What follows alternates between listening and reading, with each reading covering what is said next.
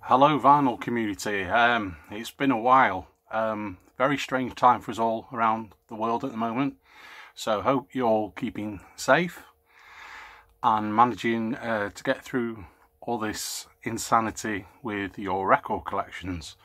There was a very good thread on here by James Griffiths that I really enjoyed, great hard rock albums from 1970 to 1980, so I thought I'd do a follow-on myself, great hard rock albums from 1980 to 1990. So we start in 1980 with the legendary Back in Black from AC/DC. Of course, this was the album that followed on from the death of Bon Scott, but it's near enough a perfect album. I mean, come on, it's the second biggest selling album of all time worldwide after Michael Jackson's Thriller, and there's not really a bad song on it. It is just absolute quality. Moving on to 1981, Motorhead, No Sleep Till Hammersmith. This was, you have to remember, in the UK, this was a #1 album at the height of the New Romantic movement. And if you know, many people my age at school really got into Motorhead when they were on a British sitcom called The Young Ones. And this album's cracking because it's just got all the greats on it. It's got Ace of Spades, Bomber, Overkill, tremendous live set. Moving on to 1982, and we have Led Zeppelin, Coda. Now, obviously, Zeppelin had disbanded by this time after the death of John Bonham. And this is a collection of kind of odds and sods and live tracks and leftover tracks. But by anyone's standards, it's still a killer album. And these guys, you know, for me, these created what hard rock were about. So for 1982, we got Led Zeppelin, Coda. For 1983, we've got the game changer that was Def Leppard's Pyromania. And now, I would say Hysteria is the best album, but there was another band that I wanted to include in this, so I had to jiggle it about a bit, because I was only going to include one album from each band. And Pyromania is not a bad album by anyone's standards. I think this, you know, it set the tone for the rest of the 80s as far as hard rock is concerned. Moving on, 1984, Whitesnake, and the subtly titled Slide It In. Again, I would have probably chosen the 1987 album over this, but this still is a killer album. There's two different versions of this one. There's a US version and a UK one. And this is kind of a transitionary album for Whitesnake, because they were a very different band before and after this, and this one kind of sort of fits in the middle, but brilliant album. Next one, Bon Jovi, 7,800 Degrees Fahrenheit. Now, again, a lot of people probably, you know, the go-to album is Slippery When Wet on New Jersey, but I think this is an underrated gem. It's got some real belters on it. Tokyo Road, In and Out of Love. If you haven't heard this one, give it a try, because it's very, well, you know, it falls into that hard rock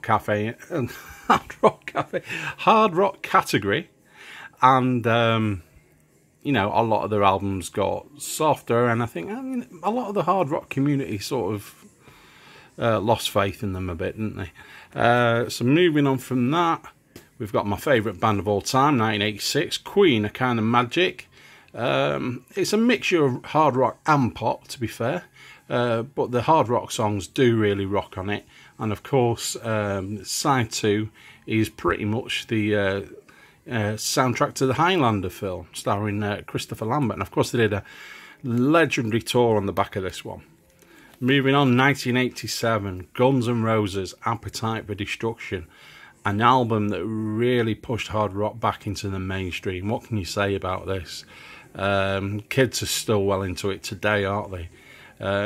For people who sort of like my generation, who missed the Sex Pistols, really, this is probably our equivalent. A great album, legendary songs, Paradise City, Sweet Child of Mine, Mr. Brownstone, Night Train, Welcome to the Jungle, Rocket Queen, killer.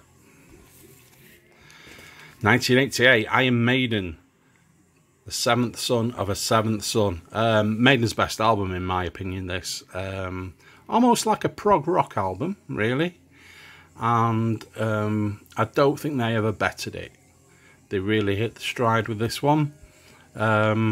Shortly after Bruce Dickinson left, and for me, I don't think they were ever the same after he left the first time, but I think the first album, Number of the Beast, and this one are the best ones.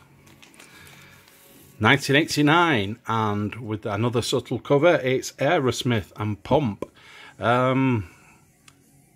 This was huge when I was at school, this album. Everybody loved it.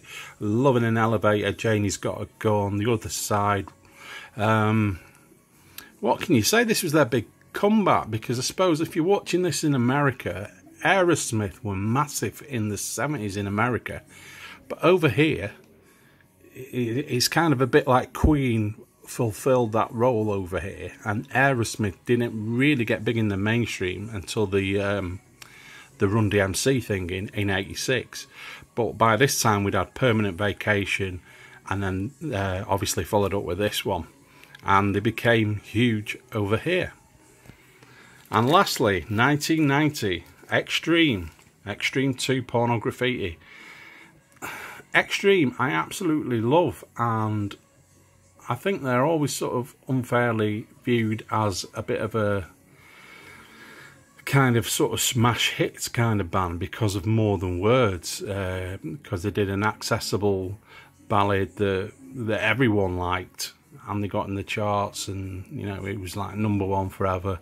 But really, I mean, the true thing about Extreme is the kind of mishmash of Queen, Van Halen and Aerosmith, and just stunning virtuoso musicians. And if you've seen them live, you'll know what I mean. And if you go on YouTube and look at their performance at the Freddie Mercury tribute concert in '92, it was outstanding. So anyway, what are your favourite albums from this time period, 1980 to 1990? I would love to view what you guys come up with. Okay, thanks very much. Bye bye.